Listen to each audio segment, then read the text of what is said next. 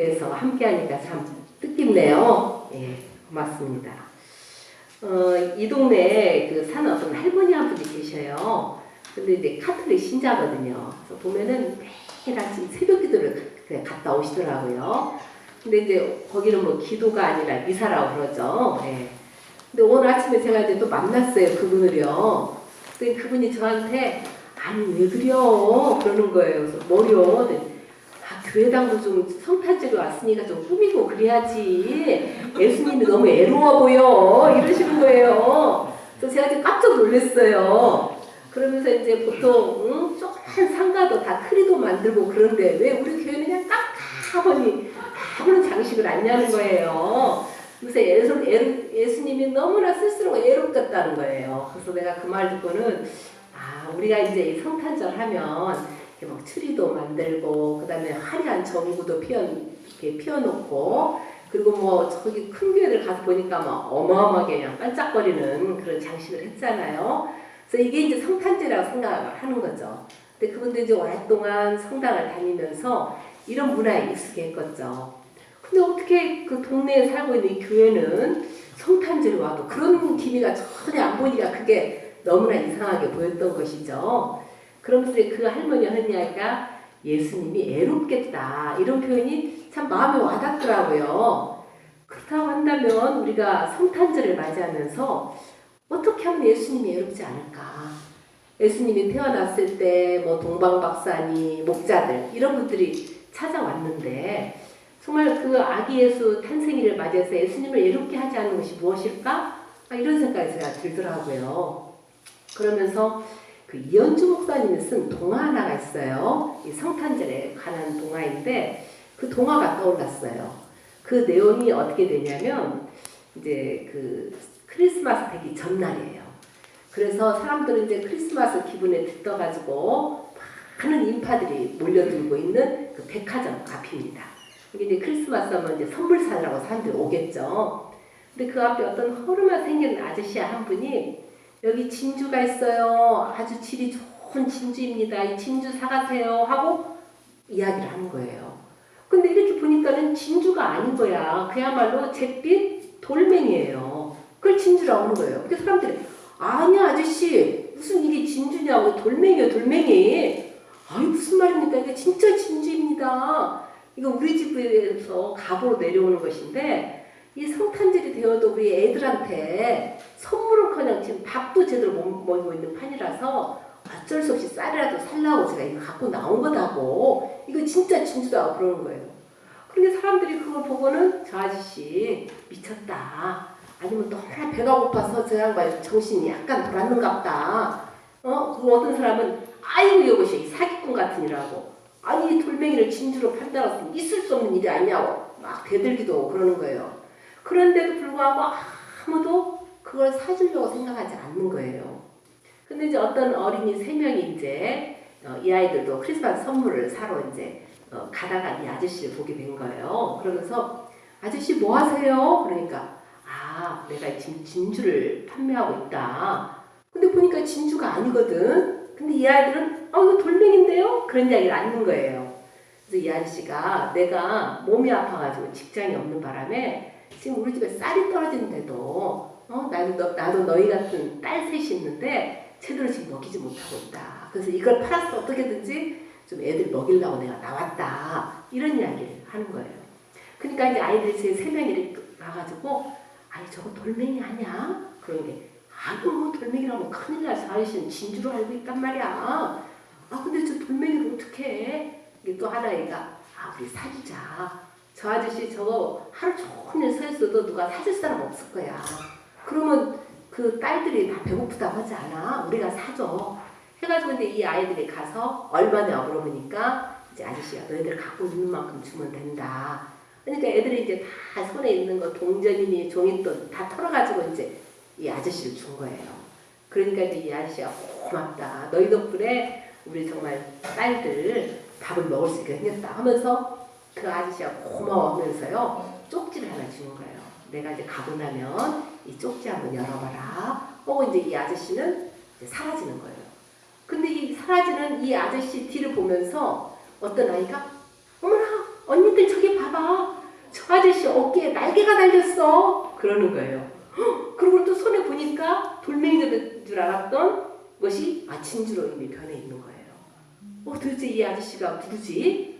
하면서 이제 그 쪽지를 보니까 쪽지에는 나는 너희같이 진주같이 정말 착한 사람들에게 이것은 진주같이 착한 마음을 가진 사람들에게 주는 선물이란다. 하나님이 주신 선물이란다. 하면서 땅의 천사들에게 오고 하늘의 천사가 이렇게 써 있는 거예요.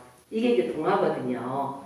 근데 이제 이런 그 동화를 들으면서 참 이 성탄절에 예수님을 이롭게 하지 않는 성탄절은 뭘까?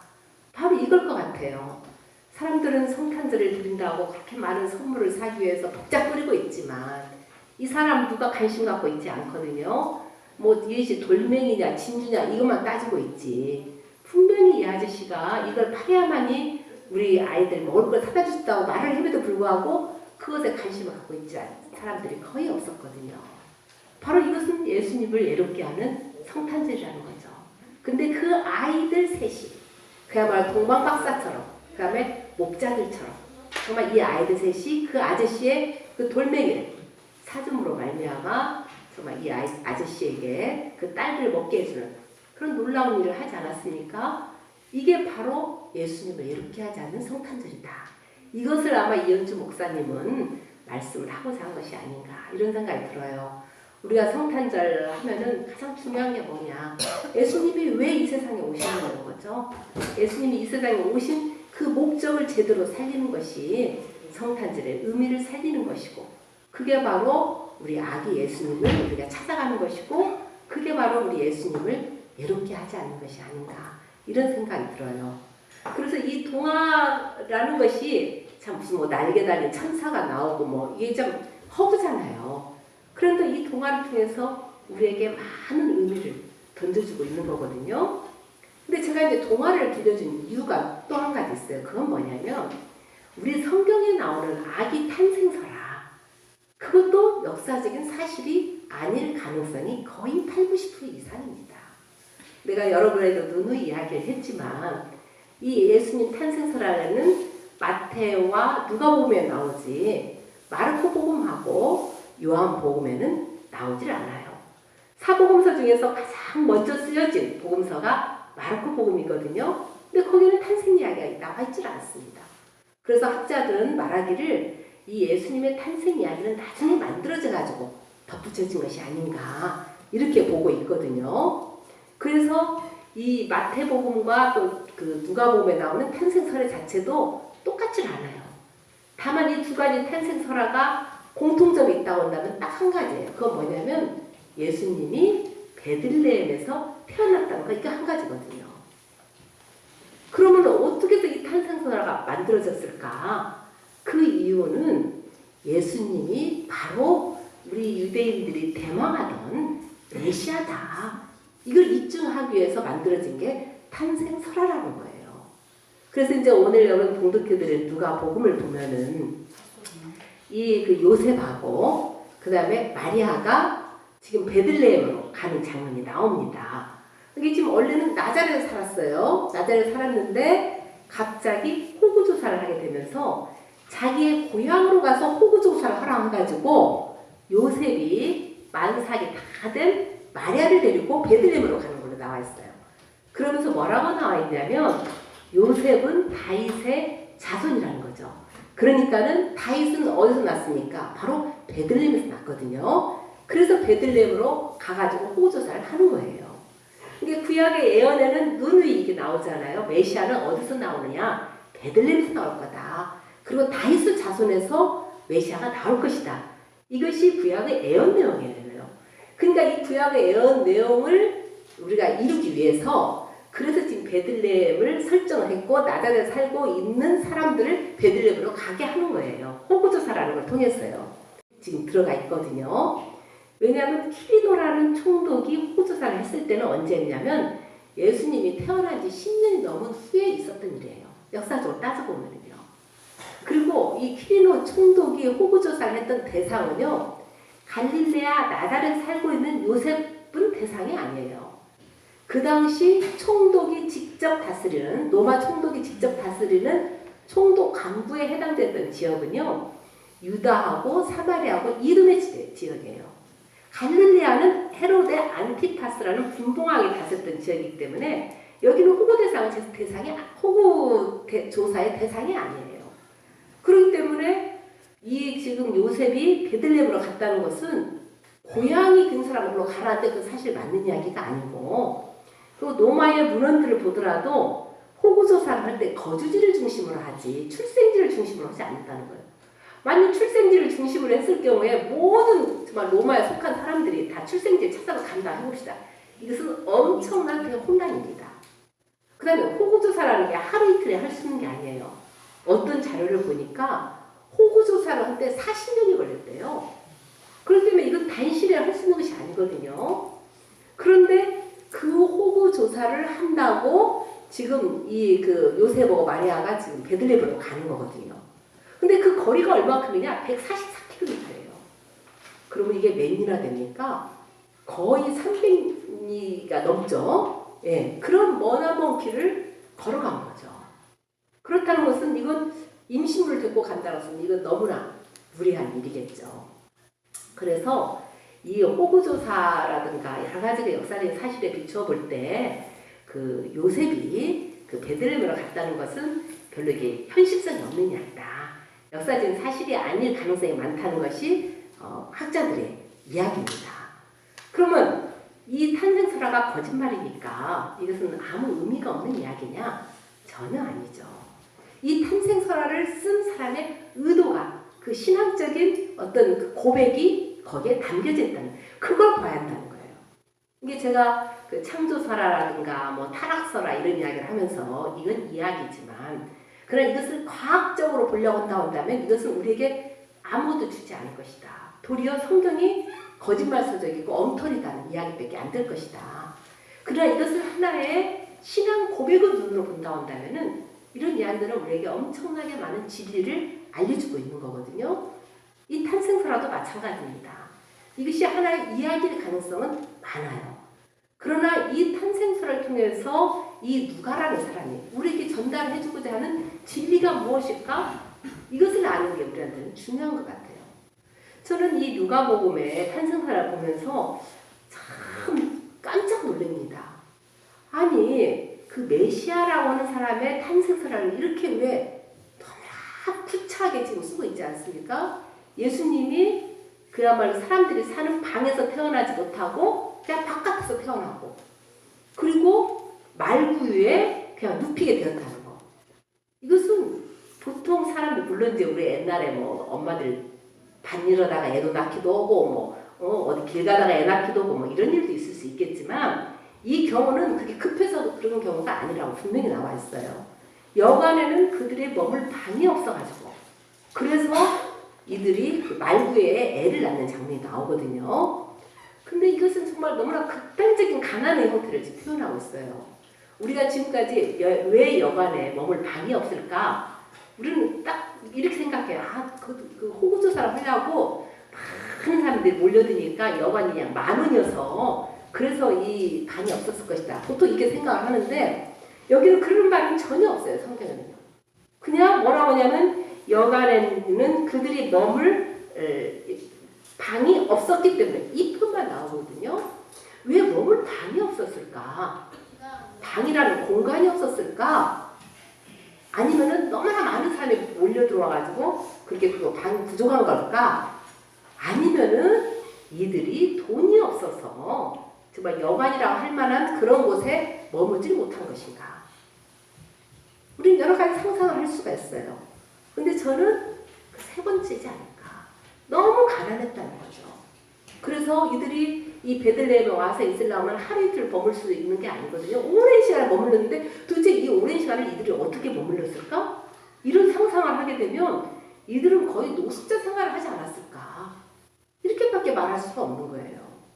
그리고 여기서 보면은 우리는 이제 보통 이 말구유라고 하면은 예수님 마국간에서 태어났다 이런 표현을 쓰잖아요. 근데 마국간이라는 말은 또 성경에 나오질 않아요.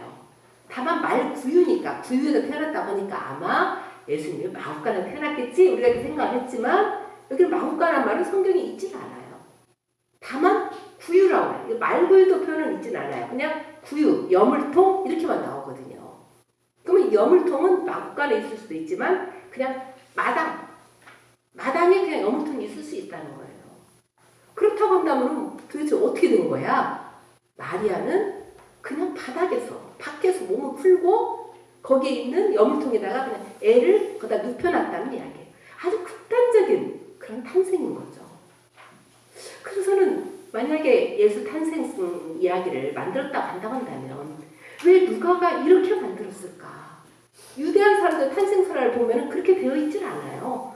석가모니 탄생설화라고 하더라 아주 신비스럽잖아요. 문빈이 그 동산에서 그 마야 부인이 석가모니를 탄생했다. 그것도 오른쪽 옆구리로 그 탄생시켰다. 아주 신비적인 요소들이 많아요.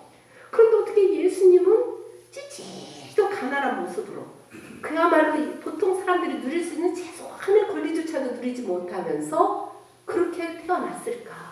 왜 그렇게 누가복음 기자는 썼을까? 그런 의문이 들지 않을 수가 없는 거예요.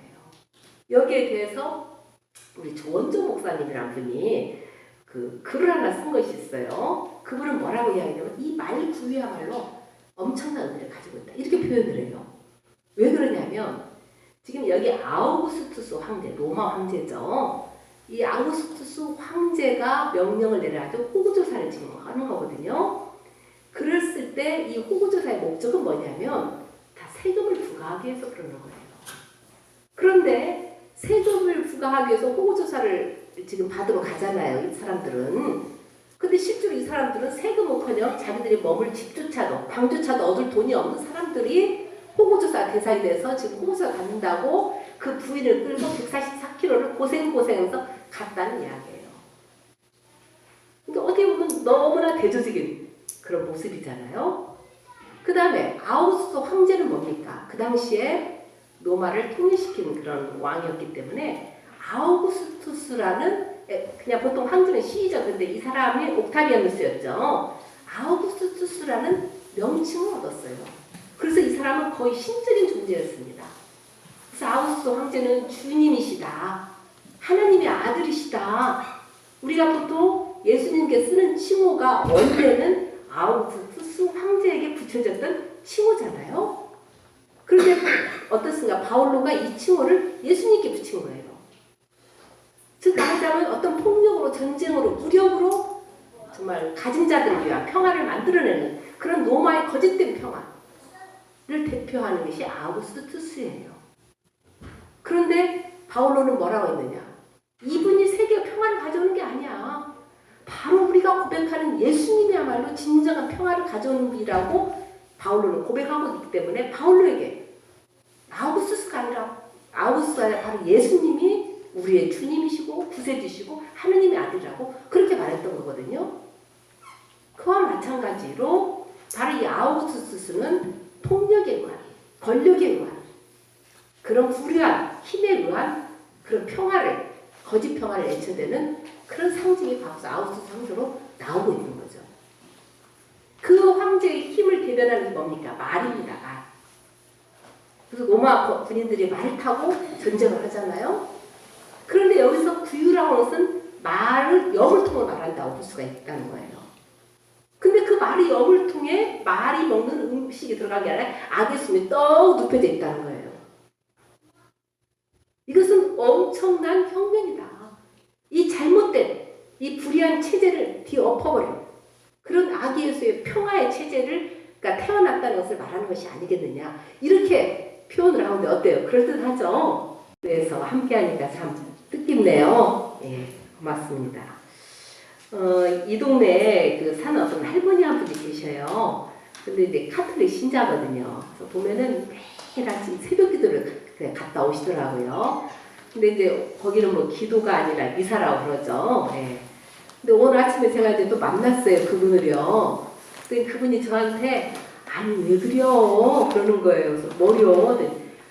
교회당도 좀 성탄절이 왔으니까 좀 꾸미고 그래야지. 예수님이 너무 애로워 보여. 이러시는 거예요. 그래서 제가 지금 깜짝 놀랐어요. 그러면서 이제 보통 조그만 상가도 다 크리도 만들고 그런데 왜 우리 교회는 그냥 다 보니 아무런 장식을 안 여는 거예요.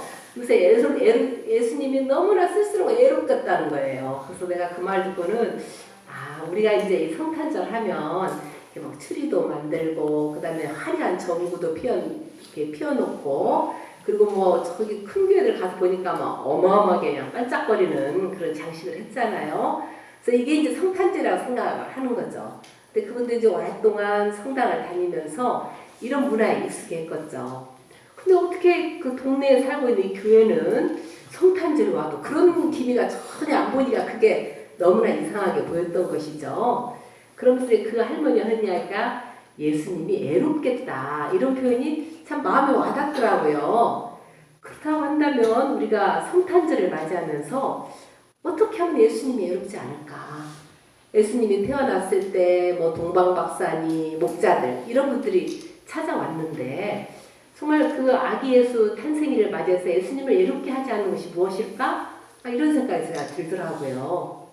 그러면서 그 이현주 목사님이 쓴 동화 하나가 있어요. 이 성탄절에 관한 동화인데 그 동화가 떠올랐어요.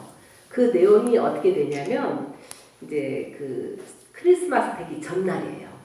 그래서 사람들은 이제 크리스마스 기분에 들떠가지고 많은 인파들이 몰려들고 있는 그 백화점 앞입니다. 이게 이제 크리스마스 하면 이제 선물 사느라고 사람들이 오겠죠. 근데 그 앞에 어떤 허름하게 생긴 아저씨 한 분이 여기 진주가 있어요. 아주 질이 좋은 진주입니다. 이 진주 사가세요. 하고 이야기를 하는 거예요.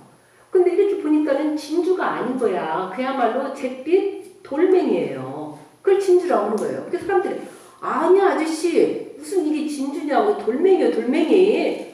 아유 무슨 말입니까? 이게 진짜 진주입니다. 이거 우리 집에서 갑으로 내려오는 것인데 이 성탄절이 되어도 우리 애들한테 선물은커녕 지금 밥도 제대로 못 먹고 있는 판이라서 어쩔 수 없이 쌀이라도 살라고 제가 이거 갖고 나온 거다고 이거 진짜 진주다고 그러는 거예요. 그런데 사람들이 그걸 보고는 저 아저씨 미쳤다. 아니면 너무나 배가 고파서 저 양반 정신이 약간 돌았는갑다. 그리고 어떤 사람은 아이고 이것이 사기꾼 같으니라고. 아니 이 돌멩이를 진주로 판단해서 있을 수 없는 일이 아니냐고 막 대들기도 하고 그러는 거예요. 그런데도 불구하고 아무도 그걸 사주려고 생각하지 않는 거예요. 근데 이제 어떤 어린이 3명이 이제 이 아이들도 크리스마스 선물을 사러 이제 가다가 이 아저씨를 보게 된 거예요. 그러면서 아저씨 뭐 하세요? 그러니까 내가 지금 진주를 판매하고 있다. 근데 보니까 진주가 아니거든. 근데 이 아이들은 이거 돌멩인데요? 그런 이야기를 하는 거예요. 그래서 이 아저씨가 내가 몸이 아파가지고 직장이 없는 바람에 지금 우리 집에 쌀이 떨어지는데도 나도 너희 같은 딸 셋이 있는데 제대로 지금 먹이지 못하고 있다. 그래서 이걸 팔아서 어떻게든지 좀 애들 먹이려고 내가 나왔다. 이런 이야기를 하는 거예요. 그러니까 이제 아이들이 제 3명이 와가지고 저거 돌멩이 아니야? 그런 게 아이고 돌멩이라면 큰일 나서 아저씨는 진주로 알고 있단 말이야. 근데 저 돌멩이를 어떻게 해? 이게 또 하나 얘가 우리 사주자. 저 아저씨 저거 하루 종일 서 있어도 누가 사줄 사람 없을 거야. 그러면 그 딸들이 다 배고프다고 하지 않아? 우리가 사줘. 해가지고 이제 이 아이들이 가서 얼마냐 물어보니까 이제 아저씨가 너희들 갖고 있는 만큼 주면 된다. 그러니까 애들이 이제 다 손에 있는 거 동전이니 종이돈 다 털어가지고 이제 이 아저씨를 준 거예요. 그러니까 이제 이 아저씨가 고맙다. 너희 덕분에 우리 정말 딸들 밥을 먹을 수 있게 생겼다 하면서 그 아저씨가 고마워하면서요 쪽지를 하나 주는 거예요. 내가 이제 가고 나면 이 쪽지 한번 열어봐라. 하고 이제 이 아저씨는 이제 사라지는 거예요. 근데 이 사라지는 이 아저씨 뒤를 보면서 어떤 아이가 어머나 언니들 저기 봐봐. 저 아저씨 어깨에 날개가 달렸어. 그러는 거예요. 그리고 또 손에 보니까 돌멩이인 줄 알았던 것이 진주로 이미 변해 있는 거예요. 도대체 이 아저씨가 누구지? 하면서 이제 그 쪽지를 보니까 쪽지에는 나는 너희같이 진주같이 정말 착한 사람들에게 이것은 진주같이 착한 마음을 가진 사람들에게 주는 선물이란다. 하나님이 주신 선물이란다. 하면서 땅의 천사들에게 오고 하늘의 천사가 이렇게 써 있는 거예요. 이게 이제 동화거든요. 근데 이제 이런 그 동화를 들으면서 참 이 성탄절에 예수님을 이롭게 하지 않는 성탄절은 뭘까? 바로 이걸 것 같아요. 사람들은 성탄절을 드린다고 그렇게 많은 선물을 사기 위해서 복잡거리고 있지만 이 사람 누가 관심 갖고 있지 않거든요. 뭐 이것이 돌멩이냐 진주냐 이것만 따지고 있지. 분명히 이 아저씨가 이걸 팔아야만이 우리 아이들 먹을 걸 사다 준다고 말을 해도 불구하고 그것에 관심을 갖고 있지 않은 사람들이 거의 없었거든요. 바로 이것은 예수님을 예롭게 하는 성탄절이라는 거죠. 근데 그 아이들 셋이 그야말로 동방박사처럼 그 다음에 목자들처럼 정말 이 아이들 셋이 그 아저씨의 그 돌멩이를 사줌으로 말미암아 정말 이 아저씨에게 그 딸들을 먹게 해주는 그런 놀라운 일을 하지 않았습니까? 이게 바로 예수님을 예롭게 하지 않는 성탄절이다. 이것을 아마 이현주 목사님은 말씀을 하고자 한 것이 아닌가 이런 생각이 들어요. 우리가 성탄절 하면은 가장 중요한 게 뭐냐? 예수님이 왜 이 세상에 오시는 거죠? 예수님이 이 세상에 오신 그 목적을 제대로 살리는 것이 성탄절의 의미를 살리는 것이고 그게 바로 우리 아기 예수님을 우리가 찾아가는 것이고 그게 바로 우리 예수님을 예롭게 하지 않는 것이 아닌가 이런 생각이 들어요. 그래서 이 동화라는 것이 참 무슨 뭐 날개 달린 천사가 나오고 뭐 이게 좀 허구잖아요. 그런데 이 동화를 통해서 우리에게 많은 의미를 던져주고 있는 거거든요. 근데 제가 이제 동화를 들려준 이유가 또 한 가지 있어요. 그건 뭐냐면 우리 성경에 나오는 아기 탄생설화 그것도 역사적인 사실이 아닐 가능성이 거의 80, 90% 이상입니다. 내가 여러분에게도 누누이 이야기를 했지만 이 예수님 탄생설화는 마태와 누가복음에 나오지 마르코복음하고 요한복음에는 나오질 않아요. 사복음서 중에서 가장 먼저 쓰여진 복음서가 마르코복음이거든요. 근데 거기는 탄생 이야기가 나와 있질 않습니다. 그래서 학자들은 말하기를 이 예수님의 탄생 이야기는 나중에 만들어져 가지고 덧붙여진 것이 아닌가 이렇게 보고 있거든요. 그래서 이 마태복음과 또 그 누가복음에 나오는 탄생설의 자체도 똑같질 않아요. 다만 이 두 가지 탄생설화가 공통점이 있다고 한다면 딱 한 가지예요. 그건 뭐냐면 예수님이 베들레헴에서 태어났다는 거 이게 한 가지거든요. 그러면 어떻게 해서 이 탄생설화가 만들어졌을까? 그 이유는 예수님이 바로 우리 유대인들이 대망하던 메시아다. 이걸 입증하기 위해서 만들어진 게 탄생설화라는 거예요. 그래서 이제 오늘 여러분 봉독해드릴 누가복음을 보면은 이 그 요셉하고 그 다음에 마리아가 지금 베들레헴으로 가는 장면이 나옵니다. 이게 지금 원래는 나자렛에 살았어요. 나자렛에 살았는데 갑자기 호구조사를 하게 되면서 자기의 고향으로 가서 호구조사를 하라 해가지고 요셉이 만삭이 다 된 마리아를 데리고 베들레헴으로 가는 걸로 나와 있어요. 그러면서 뭐라고 나와 있냐면 요셉은 다윗의 자손이라는 거죠. 그러니까는 다윗은 어디서 났습니까? 바로 베들레헴에서 났거든요. 그래서 베들레헴으로 가가지고 호구조사를 하는 거예요. 이게 구약의 예언에는 누누이 이게 나오잖아요. 메시아는 어디서 나오느냐? 베들레헴에서 나올 거다. 그리고 다윗의 자손에서 메시아가 나올 것이다. 이것이 구약의 예언 내용이에요. 그러니까 이 구약의 예언 내용을 우리가 이루기 위해서 그래서 지금 베들레헴을 설정을 했고 나자렛에 살고 있는 사람들을 베들레헴으로 가게 하는 거예요. 호구조사라는 걸 통해서요.